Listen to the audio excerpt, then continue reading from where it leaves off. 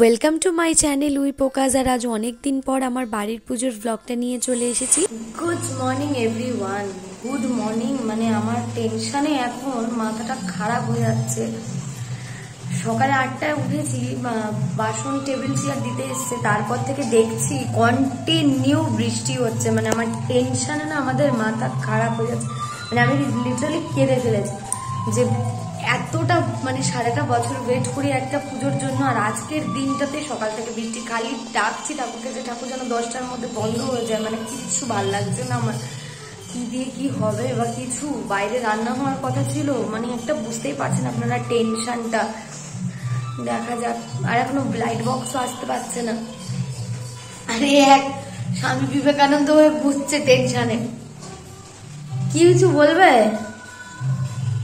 ভাগ্যের পরীক্ষা চলছে সত্যি, মানে আমাদের সাথেই কেন এরকম হয় আমি বুঝি না। একটা বছর ওয়েট করলাম, মানে আজকের কি মানে আমার মাথা ফাতা না। আর মনে হচ্ছে কি, আর যখন চাই বৃষ্টিটা তখন হয় না। আর শীতের মধ্যে বৃষ্টি হবে, এ আবার কি ধরনের মানে জিনিস।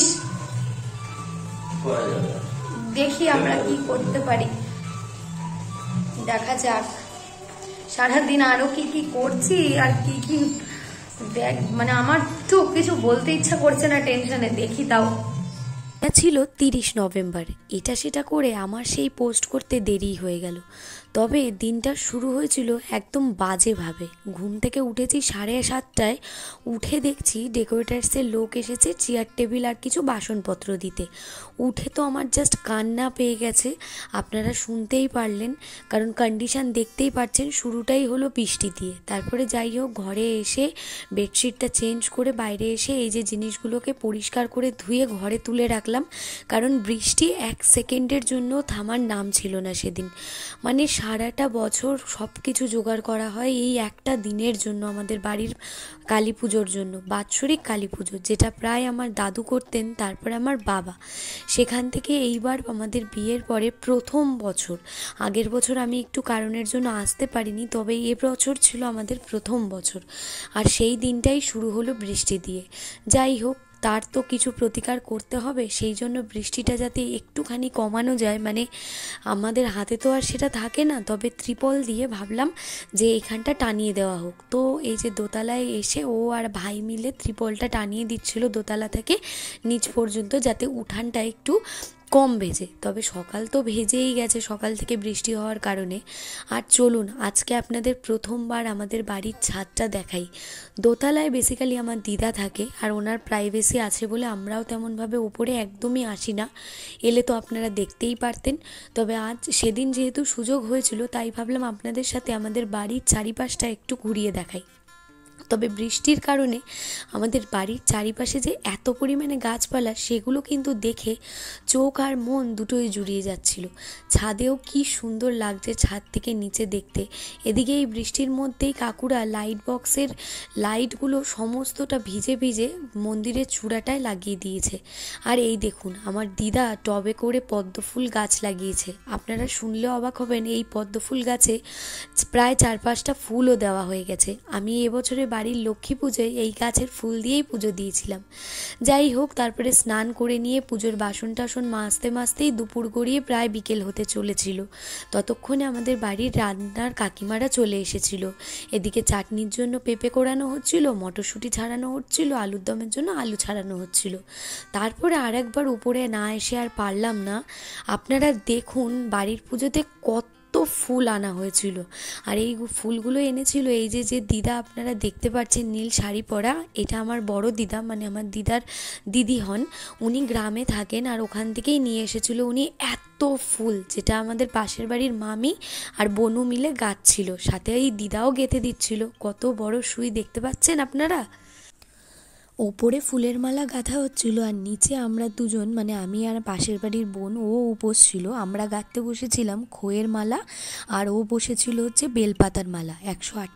8টা বেলপাতা দিয়ে বেলপাতার মালা। আর এদিকে আমার ভাই আর ওই যে সেই ভাইটা যে আমার সাথে গিয়েছিল বিয়ে বাড়িতে, ওরা দুজন মিলে মন্দির সাজাচ্ছে। আর এদিকে রান্নাবান্নার তোড়জোড় শুরু। ফ্রাইড রাইসের জন্য এই যে গাজর বিনস সমস্তটা কেটে রেখেছে কাকিমারা, এই বৃষ্টির মধ্যে ওই বাইরে ত্রিপলের নিচেই কষ্ট করে রান্না করছিল। আর চলুন আপনাদেরকে দেখাই মন্দিরটা কত সুন্দর লাগছিল। সন্ধেবেলা না হলে তো আর লাইট জ্বালানো যাচ্ছিল না, তবে ওই জন্যই আমি একটু দেরি করে দেখালাম আপনাদের। তো মন্দিরটা এত সুন্দর সাজানো হয়েছিল আর অত গাঁদা ফুল আনা হয়েছিল, সেগুলোকে গেঁথে গেঁথে নিজেদের মাপ মতন কেটে কেটে ওই আমার ভাইরা মিলে পুরো মন্দিরটা সাজিয়েছিল ওরা। বৃষ্টিটা যদি না হতো না তাহলে আরও সুন্দর করে আমরা সাজাতে পারতাম। অনেক কিছু ভেবেছিলাম কিন্তু সেটা তো আর হলো না।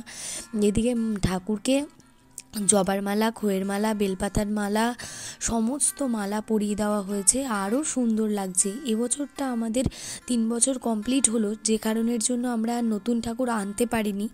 তো এই ঠাকুরের এই দিকটা সমস্ত গুছিয়ে আমি রেডি হয়ে ভোগের রান্নার জন্য চলে এলাম ঘরে। ভোগের রান্না হবে বলে ঠিক হয়েছিল না। আসলে প্রতি বছর আমাদের বাড়িতে খিচুড়ি তরকারি হয়, আর এবছরে ফ্রাইড রাইস আলুর দম হয়েছিল। তবে মাকে ভোগ না দিলে আর ভোগে খিচুড়ি না হলে তো মনটা যেন ভরে না, তাই জন্য আমি ঝটপট চলে এলাম খিচুড়ি রান্না করতে। রান্না করে ভাবলাম এই একটু ক্লিপিংস নিয়ে রাখি, নাহলে আর দেখানো হবে না। আর এতটাই ব্যস্ত ছিলাম যে আর সময়ও হতো না। তো একটা ওই পাঞ্জাবিটা পরেছিল আর আমি পরেছিলাম এই যে এইটা হোয়াইট আর একটা লালের মধ্যে শাড়ি। এদিকে আমাদের ব্রাহ্মণও চলে এসেছিল। আর আমি মানে কি করব, কোন দিকে যাব, এইটাই বড় মুশকিল। তো তারপর শুরু হয়ে গেল পুজো।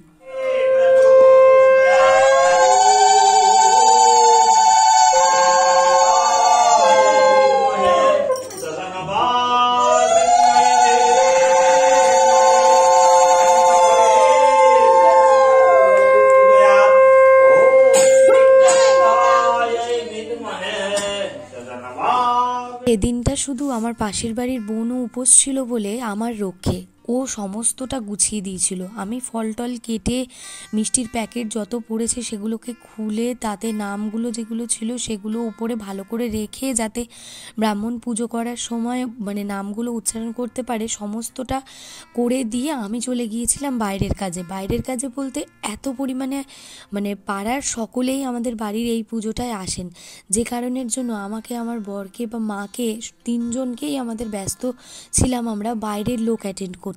আপনারা হয়তো ভাবতে পারেন যে আমি কেন, তবে আমাকেও অনেকে চেনে আর আমাকেও একটু দেখতে চাইছিল, যে কারণের জন্য এই যে বোনই সব কিছু করছিল। আর সে একদম যখন ফাঁকা হয়ে গেছে তখন আপনাদের দেখালাম যে তখনও আমার ভাই ওরা খাবার দিচ্ছিল। তখন বাজছিল প্রায় রাত 11টা। আর সন্ধ্যে থেকে একে তো বৃষ্টি, ঘরের মধ্যে এত লোক ছিল আর আমি এত ব্যস্ত ছিলাম যে সত্যি সবাইকে তোলা আমার পক্ষে সম্ভব হয়নি। এদিকে মানে পুজো প্রায় শেষের দিকে, তারপর পুজো মিটে গেল আর আমরা প্রায় 12:30 নাগাদ খেতে বসেছিলাম। তো আমি বেশি কিছু খাইনি, বেসিক্যালি আমি খেয়েছিলাম শুধু ফ্রাইড রাইস আলুর দম আর চাটনি পাঁপড় মিষ্টি সমস্তটাই আমি পরের দিন খেয়েছিলাম। তারপর ব্যাস আর কি, পুজো কমপ্লিট হয়ে গেল হই হই করে। সত্যি এবছরের পুজোটা এত ভালো কেটেছিল বলার মতন না। সকলে এসেছিল, আমরা ভাবতে পারিনি যে বৃষ্টিটা বিকেলের পর কমে যাবে আর সকলে আসবে, আর সকলে এত খুশি হয়ে আমাদের বাড়ি থেকে প্রসাদ খেয়ে তারপরে মানে ভালো করে পুজো দেখে চলে গিয়েছিল। তো এই ছিল আমাদের বাড়ির পুজোর ব্লগ। আর ভিডিওটা ভালো লাগলে লাইক, চ্যানেলটা সাবস্ক্রাইব, কমেন্ট করতে একদম ভুলবেন না।